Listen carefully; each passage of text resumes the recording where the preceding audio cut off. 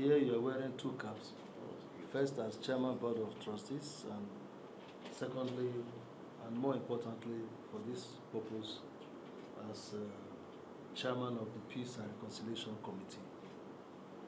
Ladies and gentlemen, ordinarily, for us from the Executive Committee of PANDEF, this press conference would have been dedicated to expressing PANDEF's appreciation to Mr. President to have received the high-level delegation from the South about 3 days ago. However, we find it necessary to address a deeply concerning and regrettable development that has arisen in the aftermath of this visit, namely the media chat conducted by the Honorable Minister of the FCT and former Governor of Rivers State, our own son, Chief Wike, on Wednesday, 12th March. Well, the Chairman of the Board of Trustees has focused on the work of the Peace and Reconciliation Committee. But let me take this opportunity to mention that the visit to Mr. President had in attendance some of the most outstanding traditional rulers, former governors, former senators, former ministers, retired, very senior military officers, some of them former GOCs, former service chiefs, and other top persons. And of course, you know, you go to the presidential villa only on the invitation of the president. You don't just walk in. So we're guests of the president. And the meeting provided valuable opportunity to discuss a number of wide range of issues, of which the Rivers State was one of them.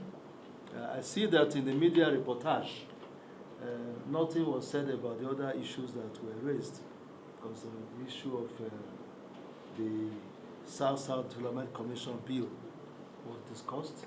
In addition, the issue, a perennial issue, that is the aftermath of the infrastructure deficit in the South-South. We produce the wealth of this country by the grace of God, and but the infrastructure in the South-South is the worst in the entire country. We raised that issue. The situation that the eastern ports, none is working. Cocoa is not besides the smaller ones like Sapele, Cocoa, Brutu, and so on. We have the big ports.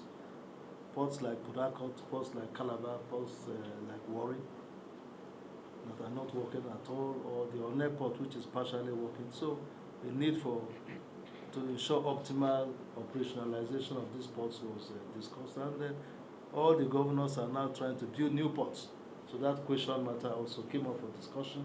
And there were also issues affecting, since after the Bakassi crisis, a lot of the people displaced, the Nigerians, have not been properly settled, and they have become almost permanently internally displaced in their own country. Somebody could say that, well, this didn't happen now, but then government is a continuum. So when one government finishes, other governments that come will continue the work. So that was raised. And we raised other issues, security issues, and the need for systematic environmental cleanup of the Niger Delta. You must hear this all the time, because this area has been polluted for 60 years, and cleanup is going on, but we believe cleanup should take place in all the other states in a systematic and consistent way. And of course, the continued discussion about true federalism, restructuring, and other issues pertaining to oil production, and the relationship between raising oil production, which is very good for the entire national economy, but pari passu, the areas that produce the oil that bear the brunt should have a greater presence, visibility in the sector, and also in terms of infrastructure development. So it was a whole basket of issues. You go to the president, you must present the things that bother you as a region, and that's what these very senior people went to do. The expectations of PANDEF is that Mr. President assured us that I will look into these issues. So we believe that these issues will be diligently pursued, and it will lead to tangible progress in the near future. We hope that. Then regarding the situation in Rivers State, which the chairman of the Peace and Reconciliation Committee has spoken about, Mr. President was particularly happy that Nigerians of that level, but with all due respect, Obonga Towers, you're part of class of 99. In fact, one of the pioneers of the Nigerian Governors Forum is the chairman of that committee, and we have former governors and other senators. In fact, the 3 senators were all chief whips of different times in the Senate. So people that this country values, very senior Nigerians. So when Mr. President saw them, which again was not in the news, he was quite pleased to see men of such candor, very senior Nigerians, who will now travel from Benin, Senator away from Benin, Senator Stella Umu from Delta State, Colonel Pamoga, former governor of military governor of Kwara State, coming all the way from Calabar, and so on, to try to broker and make peace. Mr. President said, I'm happy you people are making peace, continue. So that was his charge, and since then, I must report, the committee in the past 3 days, despite some other developments, has continued to intensify. While there are 2 main people, the governor of Rivers State and the minister of the Federal Capital Territory, there are a lot of people around them, and the committee has continued to engage all these other people. But I think we cannot end this conversation on the work of the Peace Committee without speaking on the very shocking, unfortunate, and disparaging statements that were made by our son, the Minister of Federal Capital Territory. When we left the president, there was a rekindled hope for peace in Rivers State, because President said, rule of law. But President said also, more important, he repeated himself. He said, I thank you, Atta, I thank you, Spiff, for making peace. Continue with that work, and I'll get back to you. So these were the words that were said, and I think we were therefore surprised that less than 24 hours after the president had received this delegation, the minister of FCT held the media chat where he went to town to disparage PANDEF, and His Excellency Obonga has already spoken on some of the things he said. That PANDEF, a regional body made up of kings, monarchs, traditional rulers, some of the people most revered in this country, is the most worst organization, a mother body of all the people of the Niger Delta, founded by mind the way, on that delegation were 4 of the chairmen of the traditional councils of the 6 states. There were about 4 former governors, about 5 former ministers, almost about 10 or 15 senators, former senators, and a minister serving in the cabinet of Mr. President, who received these people, hugged some of them, shook hands and connected.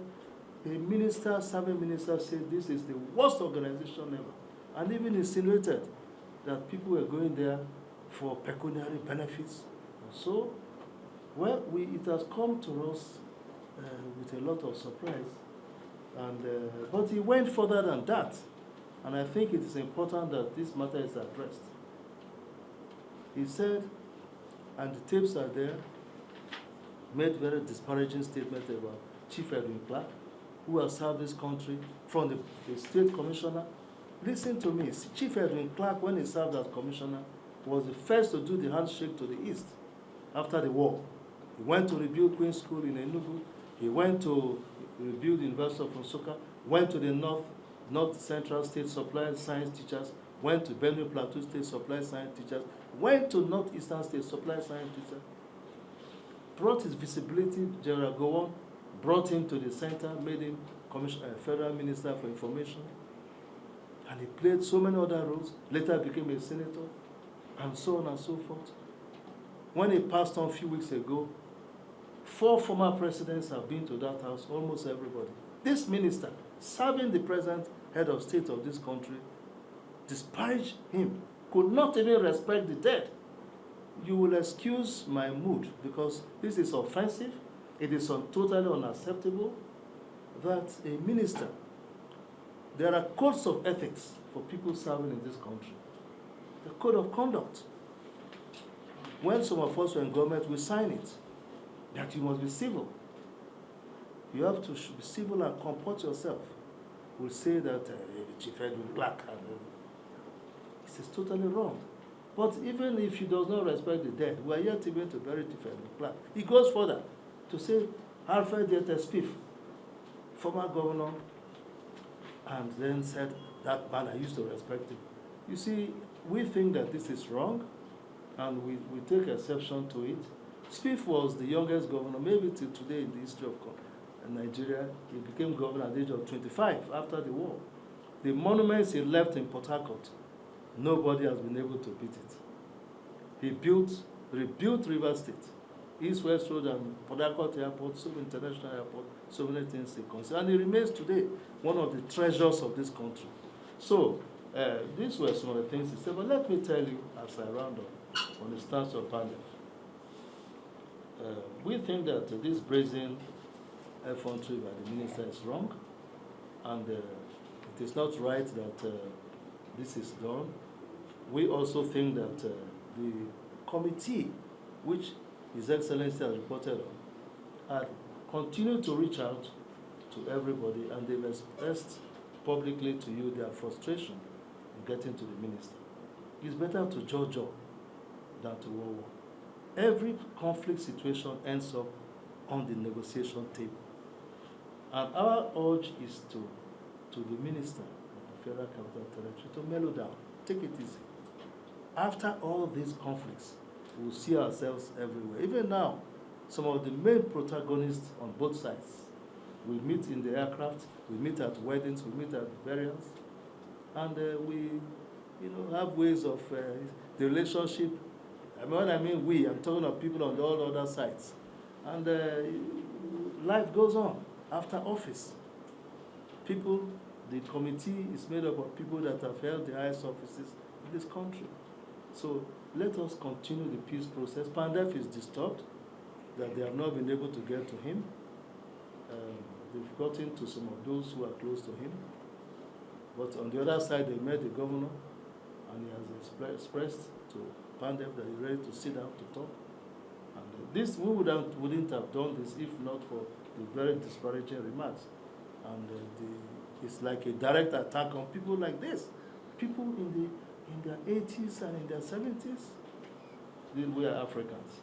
We appeal to Mr. President, we call upon Mr. President, as father of the nation, to prevail upon the Honorable Minister, who is his employee, who is his appointee, to retract his inflammatory statements and extend due respect to these eminent Nigerians and traditional rulers who were, after all, esteemed guests in the presidential villa. Nobody owns the presidential villa. Any Nigerian that Mr. President admits, and when President was happy commingling with them, the next day his minister goes to attack them in the manner in which we did it is totally wrong. But it's our son. It's our son, and we are ready to keep working with him for us to arrive at peace that is a win-win for the people of River State. We have no other interest than win-win in River State. Governor Sim will benefit from it. His Excellency, the former minister, the governor who is now a minister, will benefit from it. There is no need for us to pretend that all is well. And after everything, we hope that these efforts will still yield fruits. We, at the level of the ESCO of PANDEF, we have appealed to His Excellency Obong Atta and his committee to please persevere. Let us keep trying. And I believe, and we believe, that Mr. President, who said, go and keep working, will back up these efforts. So once more, ladies and gentlemen, thank you very much. It is even that I said we wrote where incidentally, the second letter was written on the 27th of February, and the Supreme Court judgment was delivered on the 28th. So it is not, we were not waiting for the Supreme Court judgment. We knew that that judgment will bring more contention than peace.